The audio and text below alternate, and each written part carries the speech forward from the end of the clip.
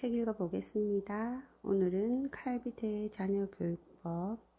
제가 이 책을 다시 열어보니 2009년 12월 31일에 신청을 해서 2010년 1월 2일에 도착했다고 메모를 해놓았더라고요. 최근에 블로그의 내용도 조금씩 짧게 기록하고 있습니다. 칼비테의 자녀교육법. 오늘은 챕터 5. 어떻게 분별력을 키울까?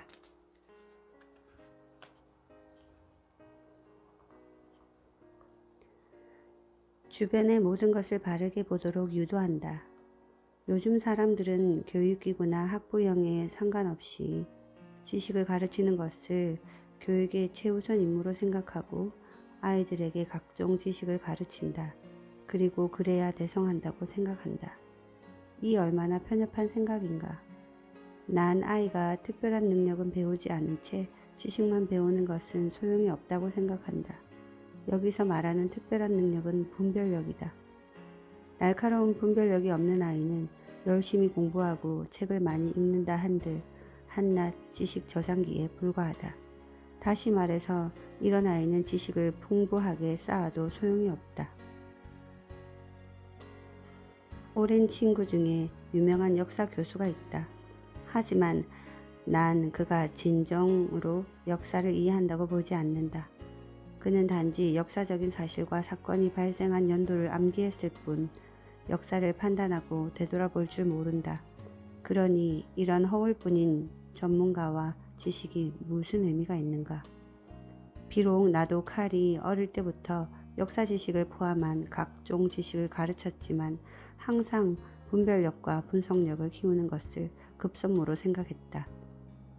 분별력과 분석력이 없으면 커서 제대로 된 성취를 할 수 없다는 걸 잘 알았기 때문이다. 칼이 5살 때 주교가 우리 교구를 방문했다. 하나님의 자식으로서 태어난 공무를 마친 뒤에 그를 집으로 초대했다. 하나님의 자식으로서 칼비테는 공무를 마친 뒤에 그를 집으로 초대했다. 나보다 주교의 직무가 더 높아서인지 아니면 그의 말과 행동이 더 예의 있어서인지 어린 칼은 그를 처음부터 좋아했고 존경하는 말투로 이것저것 물었다. 물론 주교도 칼을 친절하게 대했다. 저녁 식사를 마친 뒤에 난 하인에게 주교가 묵을 방을 마련하라고 하고 직접 안내하며 조심스럽게 물었다. 주교님, 좀 누추하지만 깨끗하고 편안한 방입니다. 침대 시트도 방금 갈았고요. 오늘 밤 이곳에서 주무셔도 될까요? 주교는 방이 너무 낡고 좁아서인지 인상을 찌푸렸다가 애써 태어난 척하며 말했다. 멋진 방이군요. 하지만 성내에 시청사에 머무는 게 낫겠어요. 그러고는 밖으로 걸어갔다. 이때 칼이 주교를 불러 세웠다. 주교님, 가지 마세요. 우리는 주교님이 오셔서 기쁘단 말이에요. 주교가 칼에게 미소를 지었다. 아이야, 정말 고맙구나. 하지만 난 가야 한단다. 주교가 떠난 뒤에 내가 말했다. 하룻밤 자고 가기에 우리 집이 너무 누추했나 보다. 목사는 그런 것에 신경 쓰지 않는다고 아빠가 그러셨잖아요. 칼이 반문했다. 난 칼의 머리를 쓰다듬으며 말했다. 칼, 모든 목사가 아빠 같진 않단다. 우리 같은 하나님의 자식이지만 믿음은 다른 것 같구나. 칼은 잘 이해가 안 되는 눈치였다. 그래서 다시 말했다. 세상에는 다양한 사람들이 있어. 좋은 사람도 있고 나쁜 사람도 있지. 그런데 누가 좋고 나쁜 사람인지 구별하는 건 쉽지 않아. 단적으로 아빠 직업을 봐봐. 세상에는 많은 목사가 있지만 정말로 하나님 말씀을 실천하는 사람은 그리 많지 않단다. 아빠, 이제 알겠어요. 아빠는 진정한 목사고 주교님은 아니에요. 그렇죠? 난 부인하지 않고 그저 웃기만 했다. 또한 칼의 어린 마음에 이미 사물을 구분할 줄 아는 능력의 씨가 뿌려졌다는 걸 알 수 있었다. 태양이 있으면 늘 그늘진 곳이 있게 마련이다. 맹목적인 낙관주의자는 순진하게도 사회를 아름답다고 믿는다. 굶어 죽지 않을 정도면 주말에 아이를 데리고 들판에 나가 야참도 먹고 일광욕도 하며 동화 같은 아름다운 생활을 누릴 수 있다. 하지만 현실에는 엄연히 회피할 수 없는 문제가 존재한다. 쇼펜하우어는 말했다. 진정으로 세상의 고통과 비극을 목격하면 누구나 실망하게 된다. 비록 그는 염세주의로 온갖 비난을 받았지만 그가 위대한 철학자인 것은 틀림없는 사실이다. 어쩌면 내가 염세주의를 퍼뜨려서 아이들의 마음에 그늘을 만든다고 생각할지도 모른다. 하지만 난 염세주의자가 아니다. 또한 아이들에게 아름다운 태양 아래는 늘 어두운 그늘이 진다는 사실을 알리는 것은 아이들의 심리를 어둡게 만들기 위해서가 아니라 용감하게 세상의 추함을 바라보게 하기 위해서다. 햇살이 너무 좋은 어느 날 아내와 칼이 옆마을의 뉴먼 강변에서 점심을 먹자고 했다. 뉴먼 강은 물이 깨끗해서 바닥이 훤히 보이는 작은 강으로 해마다 봄이 되면 마치 약속이라도 한 듯이 모두 이 강변에 모여 물놀이를 하는 것이 관례다. 평소 교구 일로 바빴던 난 칼을 데리고 뉴먼 강에 간 적이 드물었기에 아내로부터 이 말을 듣고 무척 기뻐했다. 좀 더 소풍 분위기를 내기 위해서 우리는 우들이라 가족과 함께 가기로 약속했다. 30분 뒤에 우리는 뉴먼 강에 도착했다. 그곳에는 이미 많은 사람들이 와서 불을 피우고 밥을 짓고 있었다. 간단한 준비를 한 뒤에 우리는 임시로 식탁을 만들고 자리에 앉았다. 그날의 메인 요리가 감자를 곁들인 스테이크라고 하자 칼이 매우 기뻐했다. 가장 좋아하는 음식이기 때문이다. 이때 어떤 뚱뚱한 중년 남성이 걸어와서 상냥하게 인사를 했다. 예의 바른 칼은 웃으며 다가온 이 손님에게 자리를 내줬다. 이 사람의 이름은 미스 테일러로 그곳의 악명 높은 명인이라고 했다.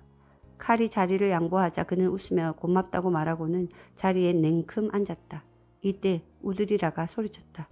썩하지 못해? 이런 못난 놈 같으니라고. 우드리라의 호령에 그곳에 앉아있던 모든 사람들이 쳐다보고 칼은 그 자리에 얼어붙고 말았다. 그냥 한번 앉아본 건데 뭐 그리 화를 내시오? 미스 테일러는 문전박대를 당하며 떠나면서도 웃음을 잃지 않았다. 그가 다른 무리로 떠나자 칼은 화가 났는지 우드리라를 한참이고 쳐다봤다. 난 웃으며 말했다. 칼, 우드리라 아저씨가 나쁘다고 생각하고 있지? 네, 아저씨는 어떻게 손님을 그렇게 대하세요? 그러자 우드리라가 말했다. 손님? 저 인간이 손님이라고? 내가 세상에서 제일 싫어하는 사람이 바로 저런 놈이다.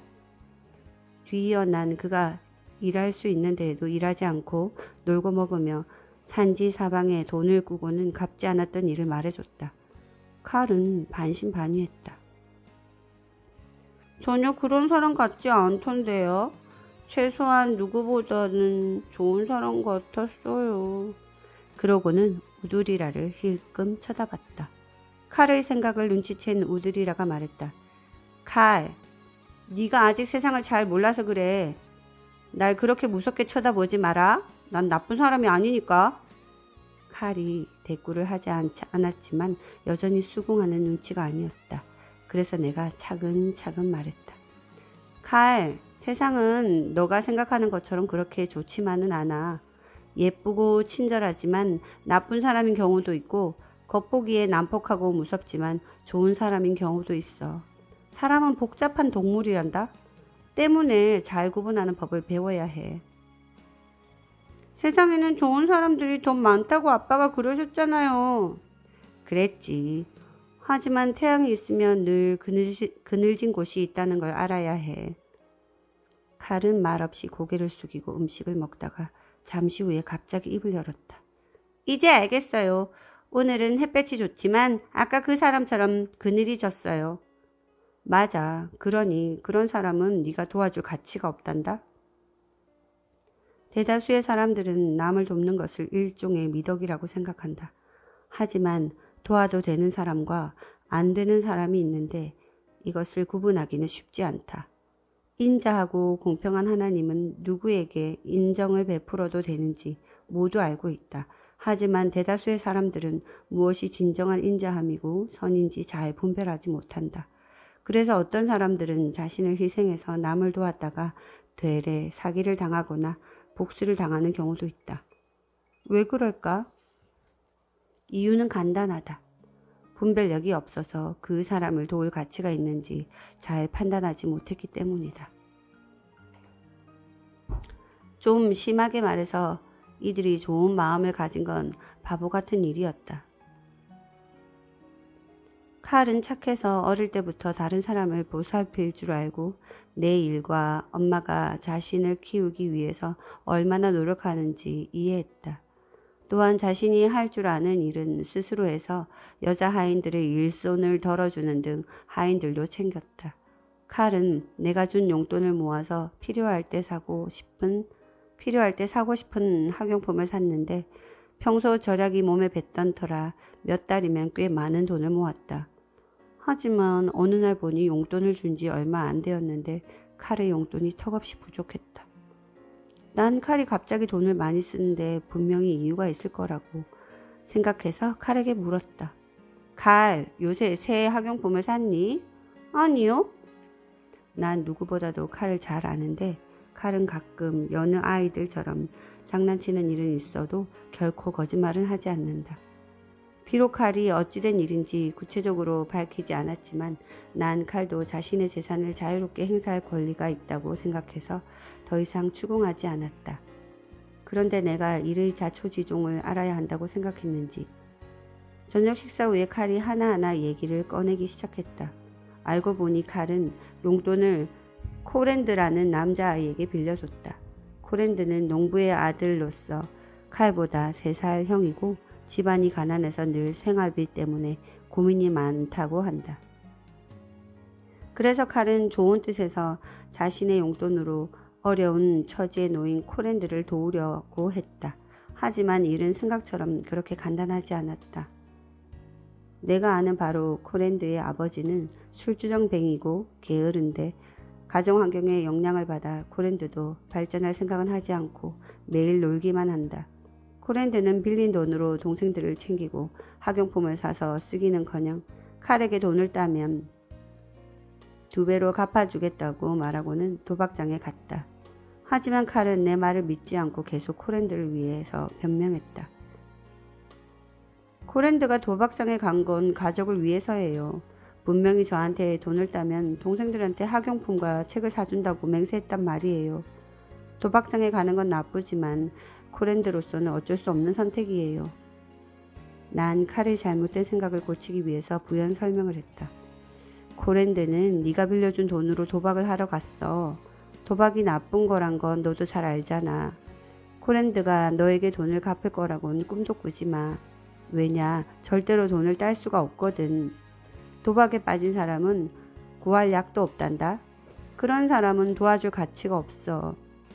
하지만 다른 사람을 도와야 한다고 했잖아요. 물론 그랬지. 하지만 꼭 돈을 줘야 하는 건 아니야. 특히 도와줄 가치가 없는 사람들은 더더욱 돈을 줘선 안 돼. 남을 도울 수 있는 방법은 다양하단다. 모든 사람들이 친절할 것 같지만 어떤 사람들은 너에게 목적을 가지고 접근하기도 해. 때문에 좋은 사람들과 의도를 가지고 접근하는 사람들을 구분할 줄 알아야 해.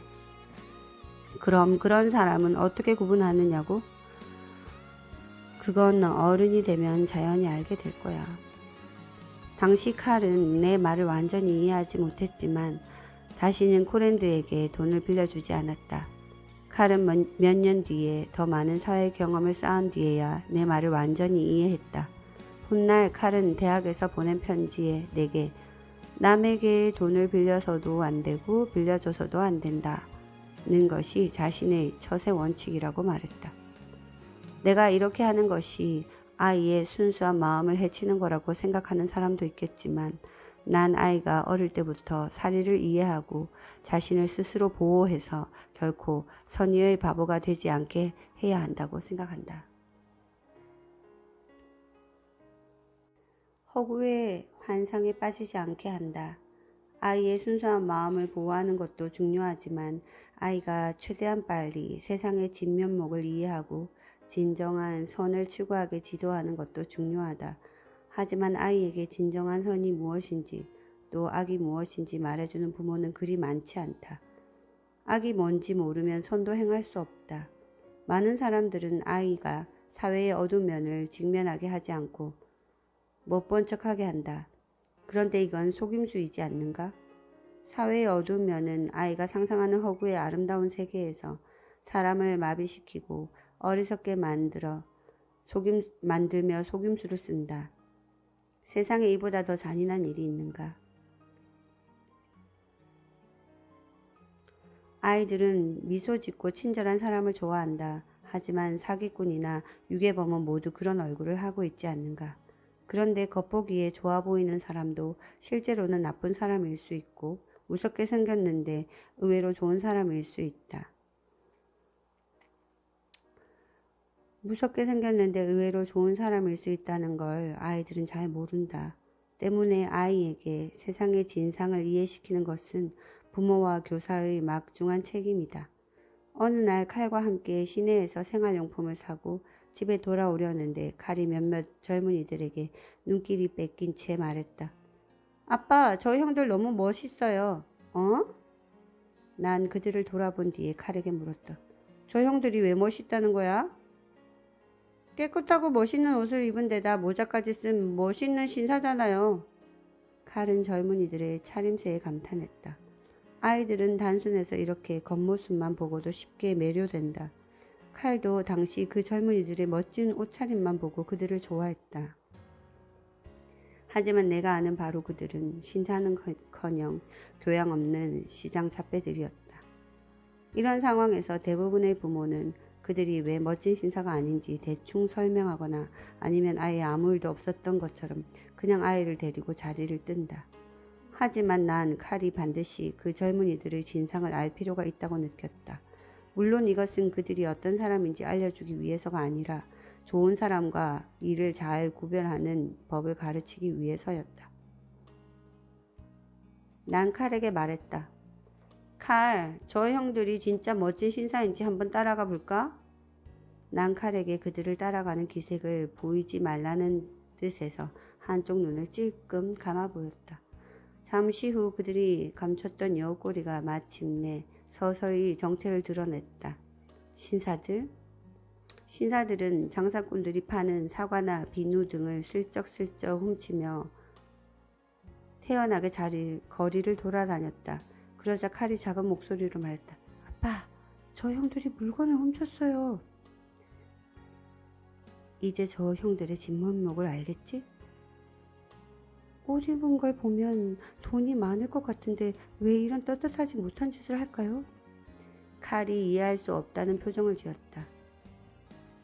이제 왜 아빠가 늘 좋은 사람과 일을 구분할 줄 알아야 한다고 말하는지 알겠어요. 이제 왜 아빠가 늘 좋은 사람과 일을 구분할 줄 알아야 한다고 말하는지 알겠지? 기억해. 눈으로 보이는 게 다가 아니야. 반드시 머리로 네가 본 모든 것을 판단해야 해. 칼은 마음이 상했는지 머리를 가로저으며 말했다. 사람은 왜 이렇게 복잡해요? 아이에게 세상의 진면목을 알려주는 것이 매우 잔인한 일이란 걸 안다. 하지만 아이의 미래를 위해서 세상의 진짜 모습을 보여주는 것은 중요하고 또 반드시 필요하다. 오늘은 챕터 5 읽었습니다. 칼 밑에 자녀 교육법. 다음에 다시 오겠습니다.